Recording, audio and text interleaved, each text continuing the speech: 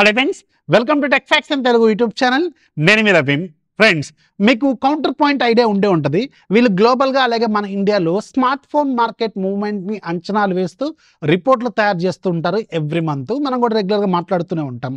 And వీళ్ళు రీసెంట్గా మన ఇండియాలో ఒక వెరీ ఇంట్రెస్టింగ్ సర్వేని కండక్ట్ చేశారు కొన్ని వేల మంది మీద. సో వీళ్ళు అడిగిన క్వశ్చన్ ఏంటంటే, మళ్ళీ మన ఇండియాలో కాంపాక్ట్ సైజ్ ఫోన్స్ బాగా ఎక్కువగా లాంచ్ అయితే మీరు కొనడానికి ఇంట్రెస్ట్ చూపిస్తారా అని అడిగితే 88% పీపుల్ మాకు ఇంట్రెస్ట్గానే ఉందని చెప్పారు. అండ్ కాంపాక్ట్ సైజ్ ఫోన్స్ ఇప్పుడు కొత్త ఏం కాదు, మనం స్టార్టింగ్ నుంచి వాడింది కాంపాక్ట్ సైజ్ ఫోన్స్. ఇప్పుడంటే పెద్ద పెద్ద స్క్రీన్ల ఫోన్లు వాడుతున్నాం.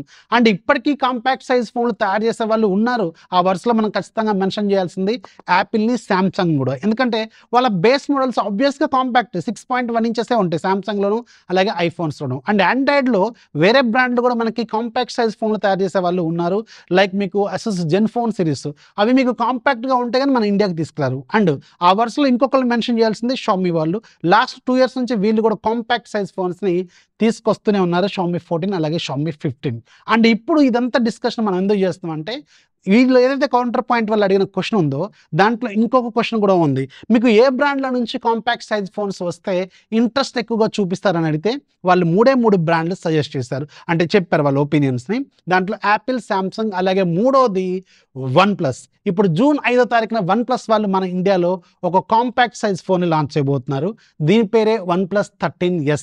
ఇది చైనాలో OnePlus 13T అని వెరీ రీసెంట్గా లాంచ్ అయింది. ద సేమ్ ఫోన్ ఇప్పుడు మనకి 13S అనే పేరుతో మన ఇండియాలో 5వ తారీఖున లాంచ్ కాబోతుంది. అండ్ జనరల్గా కాంపాక్ట్ ఫోన్స్లో ఉండే కాంప్రమైజ్ ఏంటనేది మీకు ఒక 3 పాయింట్స్ చెప్తాను. జనరల్గా ఉండే కాంప్రమైజ్, కాంపాక్ట్ సైజ్ ఫోన్స్లో ఫోన్ ఆబ్వియస్గా దాని ఫామ్ ఫ్యాక్టర్ స్లిమ్గా ఉండటం వల్ల, చిన్నగా ఉండటం వల్ల హీట్ డిసిపేషన్ ప్రాబ్లమ్స్ అనేవి ఆబ్వియస్గా మనకి తలెత్తే అవకాశం ఎక్కువగా ఉంటుంది. ఎందుకంటే తక్కువ ఏరియా ఉంటుంది కాబట్టి హీట్ అనేది త్వరగా బయటికి వెళ్ళిపోయే వెంటిలేషన్ ప్రాపర్గా ఉండదు. దానివల్ల మీకు గేమ్ ఆడుతున్నప్పుడు, లేదంటే ఎక్కువసేపు కెమెరా యూజ్ చేస్తున్నప్పుడు, ఎక్కువసేపు వీడియోలు చూస్తున్నప్పుడు ఆబ్వియస్గా మీరు లైట్గా హీట్ని ఫీల్ అయ్యే అవకాశం అయితే ఎక్కువగా ఉంటుంది. ఇది పాయింట్ నెంబర్ 1. ఇక రెండోది ఏంటంటే, కాంపాక్ట్ సైజ్ ఫోన్స్లో మీకు గేమింగ్ అనేది కొంచెం అంత ఈజీగా ఏమి ఉండదు. ఎందుకంటే మనకి కంట్రోల్స్ అనేవి మల్టిపుల్ కంట్రోల్స్ ఉంటాయి. ఇప్పుడు BGMIలో కానీ, కాల్ ఆఫ్ డ్యూటీలో కానీ మీకు మల్టిపుల్ కంట్రోల్స్ ఉంటాయి. అది కాంపాక్ట్గా ఉండటం వల్ల అక్కడక్కడే ఎక్కువ కంట్రోల్స్ ఉంటామంటే మనం ఒకటి నొక్కబోయి ఇంకోటి టచ్ చేస్తూ ఉంటాం. సో ఇది ఇంకొక రెండో ప్రాబ్లం. అంటే గేమింగ్ అనేది ప్రాపర్గా ఉండదు అనేది నా పాయింట్. మీకు ఎలా ఉంటుందని కింద కామెంట్లో రండి. అండ్ మూడోది, మీడియా కన్జ్యూమ్ చేసే వాళ్ళు ఉంటారు, ఎక్కువగా సినిమాలు చూసే వాళ్ళు ఉంటారు కదా. సో వాళ్ళకి కాంపాక్ట్ సైజ్ ఫోన్స్ చూస్తుంటే చిన్న చిన్న ఫోన్స్లో 3GB వీడియో చూస్తున్న ఫీలింగ్ కొంతమందికి ఇప్పటికీ ఉండే వాళ్ళు కూడా ఉంటారు, చిన్న సైజ్ ఫోన్స్. సో వాళ్ళకి కొంచెం నాకు ఇంకొంచెం పెద్ద ఫోన్ ఉంటే బాగుండేది కానీ ఫీలింగ్ అయితే ఖచ్చితంగా ఉంటుంది.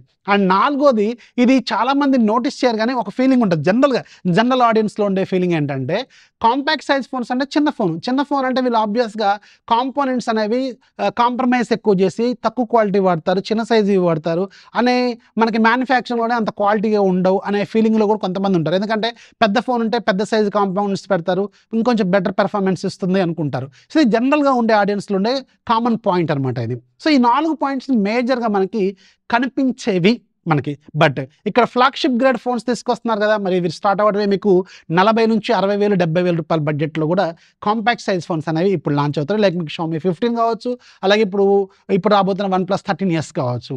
ఎందుకంటే దాంట్లో స్నాప్డ్రాగన్ 88 ప్రాసెసర్ వాడుతున్నారు, దీంట్లో కూడా స్నాప్డ్రాగన్ 88 ప్రాసెసర్ వాడుతున్నారు. అంటే ఆబ్వియస్గా ఇది ఫ్లాగ్షిప్ గ్రేడ్ ఫోనే. అండ్ రెండు కూడా మెటల్ బాడీతో వస్తున్నాయి. అండ్ ఆల్మోస్ట్ మనకి ఫ్లాగ్షిప్ గ్రేడ్ ఫోన్స్లో ఉండాలి IP68, IP69 లాంటివి ఉంటాయి, డస్ట్ ప్రూఫ్ ఉంటుంది.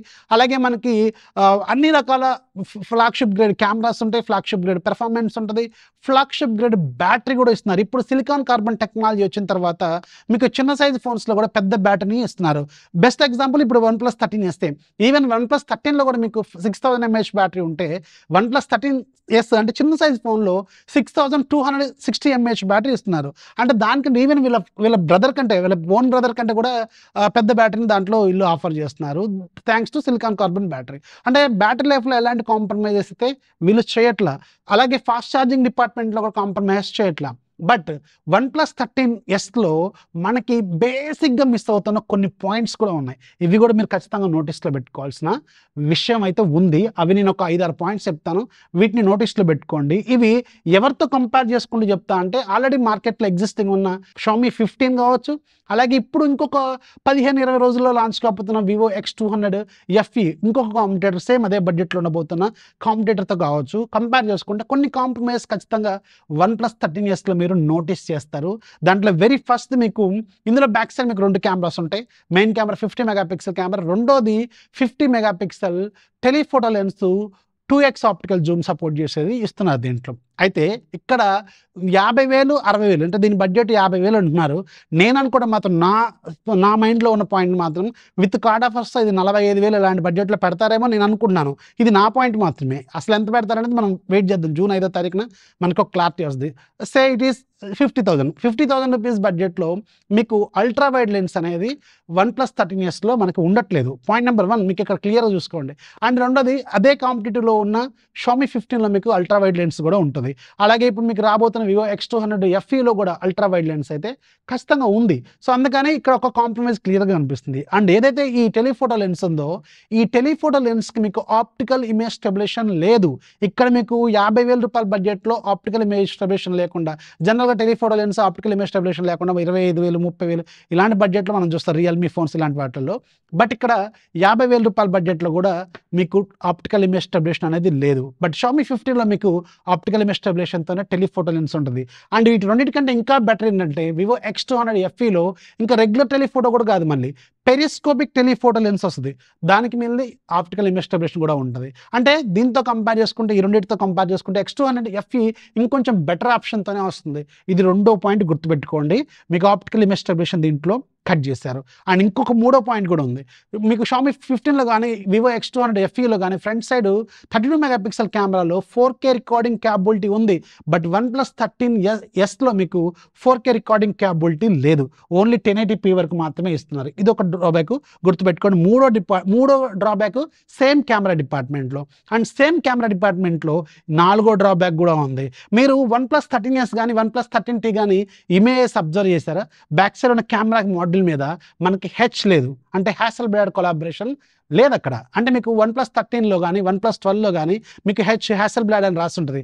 ఇది ప్రీమియం ఫ్లాగ్షిప్ గ్రేడ్ కెమెరాస్ని ఆఫర్ చేసే ఒక కొలాబరేషన్ అనమాట. సో హ్యాసెల్బ్లాడ్ కొలాబరేషన్ దీంట్లో లేదు. అండ్ నాకు డౌట్ వచ్చి చైనీస్ వెబ్సైట్లో కూడా చెక్ చేశాను, వీళ్ళ OnePlus వాళ్ళ చైనీస్ వెబ్సైట్లో.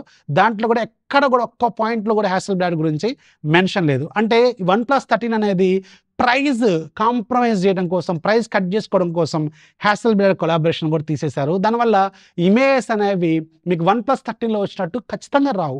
సో అక్కడ ఒక చిన్న కాంప్రమైజ్ అయితే ఖచ్చితంగా చేశారు. బట్ 50,000 రూపాయలు మైండ్లో పెట్టుకున్నప్పుడు మాత్రం ఇది ఖచ్చితంగా చాలా పెద్ద కాంప్రమైజ్ అనే చెప్పాలి. అదే మీరు Xiaomi 15లో 3 కెమెరాలకు మీకు బ్యాక్ సైడ్ లైకా కొలాబరేషన్ ఉంటుంది. అలాగే మీకు Vivo X200 FEలో జైస్ ఆప్టిక్స్ సంబంధించిన కొలాబరేషన్ ఉంటుంది. సో ఇక్కడ ఆబ్వియస్గా పెర్ఫార్మెన్స్ ఎలా ఉంటుందనే సెకండరీ, కానీ రెండు కొలాబరేషన్ మీకు ఇక్కడ క్లియర్గా కనిపిస్తున్నాయి. దీంట్లో మాత్రం ఎలాంటి కొలాబరేషన్ అయితే కనిపించట్లేదు. ఇది ఒక పెద్ద డ్రాబ్యాక్ అని ఖచ్చితంగా మనం నోటీస్లో పెట్టుకోవాల్సిన విషయం అయితే ఉంది.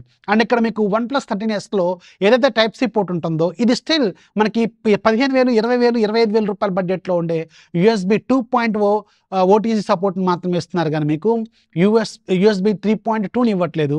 బట్ మీకు ఇక్కడ Xiaomi 15 మీకు USB 3.2 వస్తుంది. అంటే ఇక్కడ మీకు పెద్దగా మీరు టెక్నికల్గా చూడరేమో, కానీ ఇది ఖచ్చితంగా యూస్ఫుల్. ఎందుకంటే పెద్ద పెద్ద సైజ్ ఫైల్స్ లైక్ మీకు మూవీస్ కావచ్చు, ఇంకేదైనా పంపించుకున్నప్పుడు దీంట్లోంచి బయటకు వెళ్తున్నప్పుడు, లేదంటే బయట నుంచి లోపలికి వస్తున్నప్పుడు ట్రాన్స్ఫర్ స్పీడ్స్ అనేవి డబుల్ స్పీడ్ వ్యారీ అవుతుంది. గుర్తుపెట్టుకోండి. ఇది కూడా ఖచ్చితంగా మీరు నోటీస్లో పెట్టుకోవాల్సిన విషయం అన్నమాట. బట్ ఇందులో మీకు ఈ మెయిన్గా కనిపిస్తున్న డ్రాబ్యాక్సే కాకుండా కొన్ని ప్లస్ పాయింట్స్ కూడా ఉన్నాయి. చిన్న సైజులో మీకు జనరల్గా చాలామంది OnePlus బ్రాండ్ వాల్యూ కోసం కొనేవాళ్ళు ఉంటారు. 6200 mAh battery, 80 watts fast charging, మంచి quality flat OLED display, and కొత్తగా యాక్షన్ బటను. మనకి ఇంతకుముందు అలర్ట్ స్లైడ్ ఉండేది, ఇప్పుడు యాక్షన్ బటన్ తీసుకొస్తున్నారు, జస్ట్ లైక్ ఐఫోన్స్లో ఉండేటట్టు. సో ఇలాంటి కొన్ని ఖచ్చితంగా ప్లస్ పాయింట్స్ కనిపిస్తున్నాయి. అట్ ద సేమ్ టైం మనకి కనిపించని కొన్ని పెద్ద డ్రాబ్యాక్స్ కూడా ఉన్నాయి. ఇప్పుడు నేను చెప్పిన ఈ 6-7 డ్రాబ్యాక్స్. బట్ ఇది 40,000 నుంచి 45,000 రూపాయల బడ్జెట్లో వస్తే స్టిల్ కన్సిడర్ చేయొచ్చు. బట్ అల్ట్రా వైడ్ లేదు, OIS సపోర్ట్ లేదు, అలాగే మీకు కొన్ని హ్యాసెల్బ్లాడ్ కొలాబరేషన్ లాంటివి లేవు. కాబట్టి ఇది కూడా మీరు నోటీస్లో పెట్టుకోండి. సో ఇది నా చెప్పాలనుకున్న పాయింట్స్ అనమాట. మీకు ఎలా అనిపించింది? మళ్ళీ కాంపాక్ట్ సైజ్ ఫోన్స్‌లో మీకు ఎలాంటి ఫోన్స్ అయితే ఎక్కువగా ఇంట్రెస్ట్ ఉంటుందనేది కింద కామెంట్‌లో ఖచ్చితంగా రాయడం మాత్రం మర్చిపోవద్దు. ఇన్ఫర్మేషన్ ఖచ్చితంగా వర్త్ అనుకుంటున్నాను. నచ్చితే లైక్ చేయండి, మీ ఫ్రెండ్స్‌కి షేర్ చేయండి. కొత్త వాళ్ళైతే దయచేసి ఛానల్‌ని సబ్స్క్రైబ్ చేసుకోవడం మాత్రం మర్చిపోవద్దు. This is Rafi signing off. జై హింద్.